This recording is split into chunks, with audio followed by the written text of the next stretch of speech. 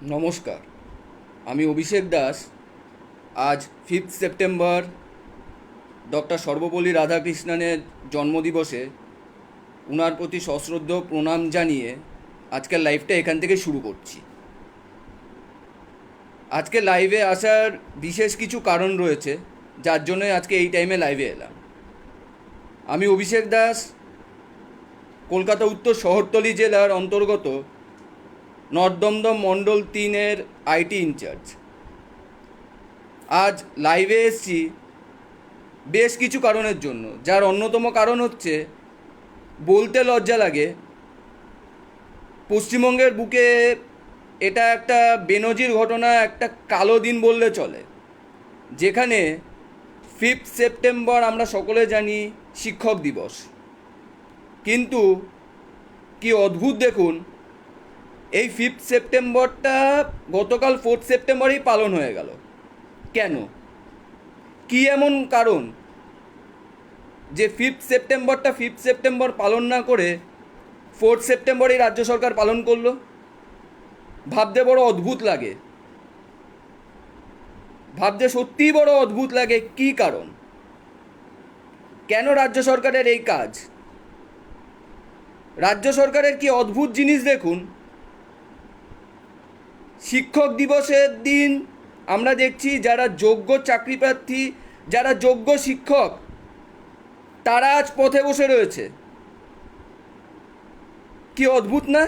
এটা পশ্চিমবঙ্গ বলেই সম্ভব, পশ্চিমবঙ্গেই এই জিনিসটা হয়। যোগ্য শিক্ষকরা পথে বসে রয়েছে, তাদের চাকরি চলে গেল স্কুলের, তারা তার বিনিময়ে যদি আপিল করতে যায়, তাদের কপালে জুটছে পুলিশের লাঠির বাড়ি। সুমন বিশ্বাসের মতন শিক্ষকরা যখন নিজেদেরকে এগিয়ে নিয়ে যেতে চাইছে, এই অন্যায় হয়েছে তাদের প্রতি, তারাই প্রতিবাদ করতে যাচ্ছে, তখন তাদেরকে কি করছে? পুলিশ দিয়ে বাড়ির থেকে তুলে নিয়ে যাচ্ছে। তাদের ভয় ভয় লুকিয়ে থাকতে হচ্ছে। হয় পুলিশ দিয়ে নিয়ে যাচ্ছে, নালে পরে যে কোনো রকমভাবে টর্চার করা হচ্ছে। অথচ কি হাস্যকর ব্যাপার দেখুন, এসএসসি যখন প্রকাশ করলো তালিকা যে 1809 জন হচ্ছে অযোগ্য, আমাদের রাজ্যের মাননীয় মুখ্যমন্ত্রী তাদের পাশে গিয়ে দাঁড়াচ্ছে। কি বলছে?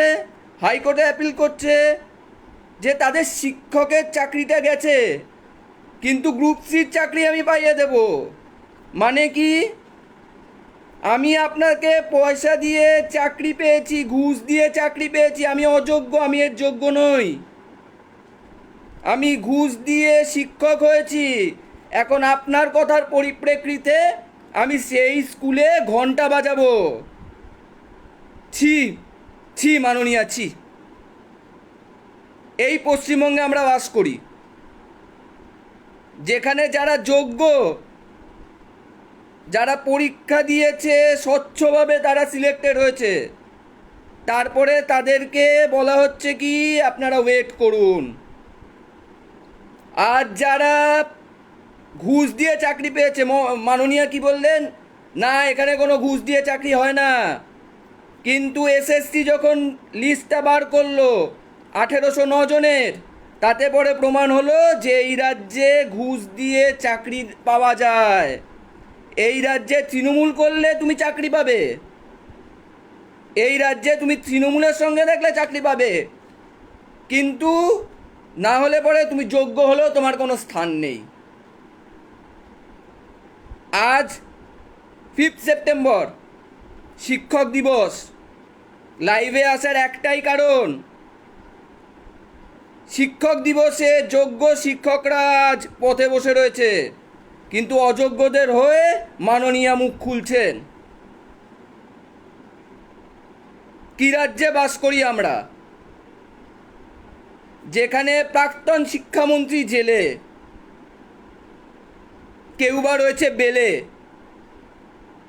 চিন্তা নেই, বিচার সব হবে, ঠিক সময় মতন হবে।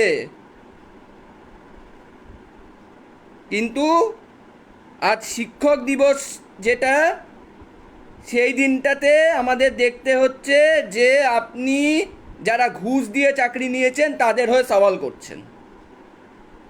বড় অদ্ভুত জিনিস। আর এই অদ্ভুত জিনিস একমাত্র পশ্চিমবঙ্গের বুকেই হয়। এর হয়ে কেউ সওয়াল করতে গেলে, বিরোধীরা আওয়াজ তুলতে গেলে আপনি বিরোধীদের কণ্ঠরোধ করছেন। শুধুমাত্র এর জন্য নয়, পশ্চিমবঙ্গে যে কোনো বিষয়ে বিরোধীরা যদি পথে নামে, আপনি পুলিশ দিয়ে, গুন্ডা দিয়ে, মানে আপনার ক্যাডার দিয়ে তাদের ওপরে অত্যাচার চালাচ্ছেন। কেন? একটা সরকার চললে তার বিরোধীরাও থাকে। মাননীয়, আপনিও কিন্তু বিরোধী হয়েই উঠে এসেছেন। তালে পরে বিরোধীরা থাকলে বিরোধীরা সওয়াল করবেই। আপনার অসুবিধা কোথায়? এমন একটা রাজ্য যেখানে বিরোধীরা কোনো প্রোগ্রাম করতে গেলে আপনি পুলিশ দিয়ে তাদের মঞ্চ ভেঙে দিচ্ছেন, কিন্তু আপনারা টেন্টেটিভ ডেট পার করে গেলেও আপনাদের মঞ্চ যদি খুলে ফেলা হয়, আপনারা সেটা নিয়ে ঝুট ঝামেলা করছেন।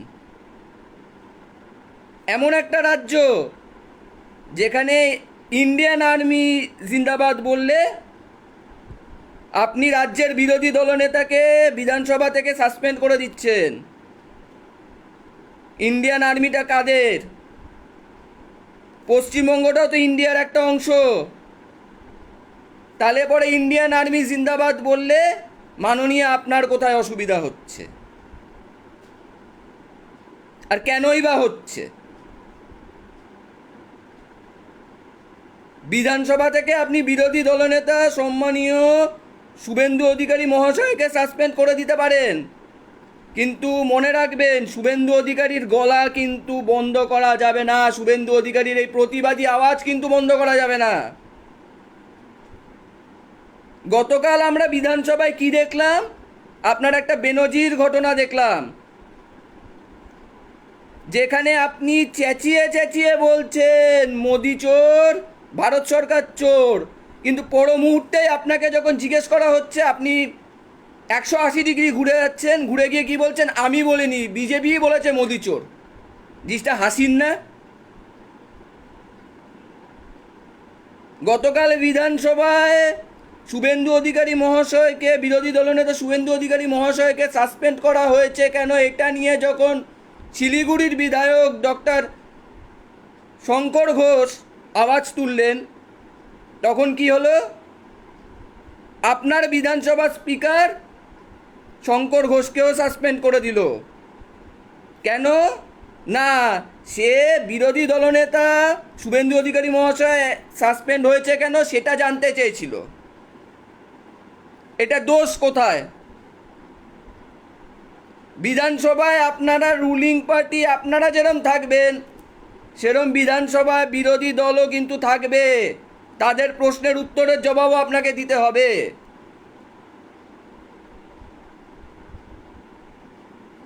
আপনি কি করলেন?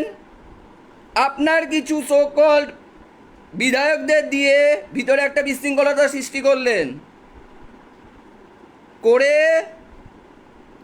বিধায়ক ডক্টর শঙ্কর ঘোষকে আঘাত আনলেন, তার ওপর আঘাত আনলেন।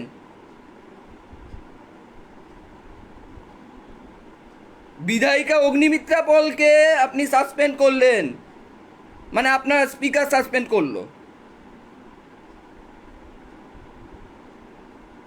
মিহির গোস্বামীকে সাসপেন্ড করা হলো। এই দ্বিচারিতা কেন? এটা শুধু আমার প্রশ্ন নয়, এটা পশ্চিমবঙ্গের জনসাধারণের প্রশ্ন।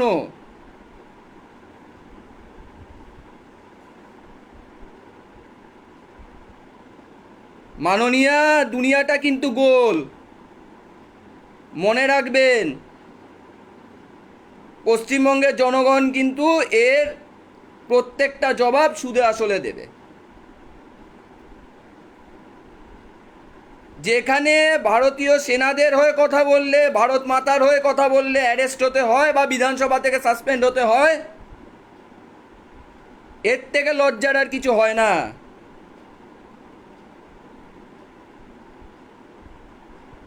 আপনার পুলিশ এতটা অ্যাক্টিভ কখন থাকে?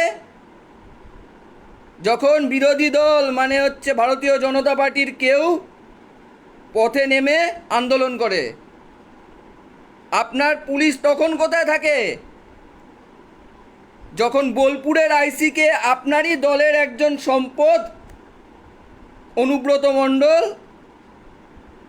সে খুব ভালো ভালো কিছু কথা বলেছিল, সে আইসিকে তার পরিবারকে, তখন আপনার পুলিশ কোথায় থাকে? তখন আপনার প্রশাসন কোথায় থাকে?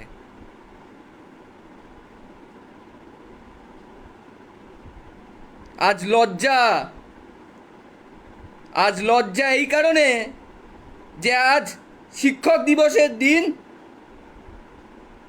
যোগ্য শিক্ষকরা পথে বসে রয়েছে, কিন্তু আপনার চোখ তাতে খুলছে না। আপনার এখন একটাই চিন্তা, এসআইআরটা যেন না হয়। দেখুন, ওই যে বললাম না, আজকে লাইভে আসার বিশেষ কিছু কারণ আছে, একটা দুটো কারণ নয়, সে বিশেষ কারণের মধ্যে এসআইআরটাও রয়েছে। এসআইআরটা হলে কি আপনি মনে করছেন যে এই ভুতুড়ে ভোটারগুলো রয়েছে সেগুলো তো আমার হাত থেকে বাবা চলে যাবে, তাহলে পরে আমাকে চতুর্থবারের জন্য সরকারে কে আনবে? বড় চিন্তার বিষয়, তাই না?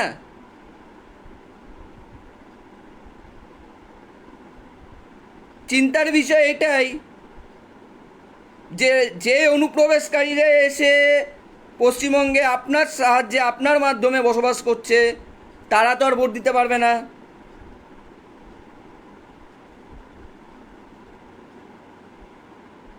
তাহলে পরে আমাকে ক্ষমতায় কে আনবে বা কারা আনবে? কেননা আমি তো তাদের ভোটেই আসি ক্ষমতায়। জেনে রাখুন, জনগণ সবটাই জানে, বোঝে। সময় কথা বলবে।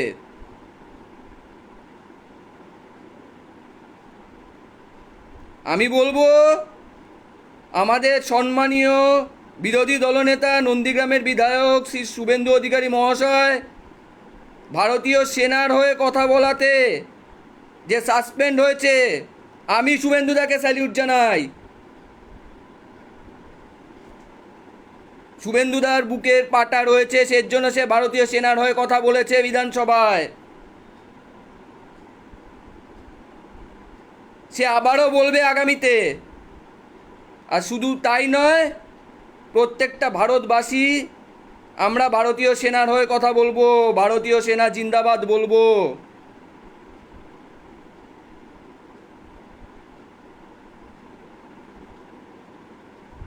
এর থেকে আর বেশি আজ কিছু বলবো না।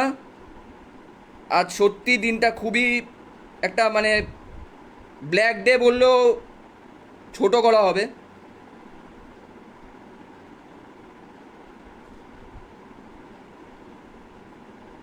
আজ আমি ভাষা হারিয়ে ফেলেছি। আজ শিক্ষক দিবসের দিন আমি কি বলবো, আমার মাথা সত্যিই আসছে না। এ সরকার নিজে মুখে স্বীকার করলো যে ঘুষ দিয়ে চাকরি পাওয়া যায়, লজ্জার বিষয়। তাহলে পরে যারা যোগ্য তাদের কি কোনো রকমভাবে চাকরি পাওয়ার আশা নেই? তারা কি পড়াশোনা করেছে? তাদের বাবা মা যে পড়াশোনা শিখিয়েছে, শুধুমাত্র কি তারা পড়াশোনা শিখে একটা ডিগ্রি নিয়ে ঘরে বসে থাকবে? জানতে চায় জনগণ।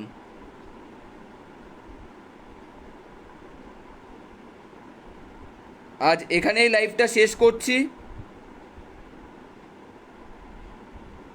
পরবর্তীতে আবার আসবো, আবার আপনাদের মাঝে আসবো। নমস্কার, ভালো থাকবেন।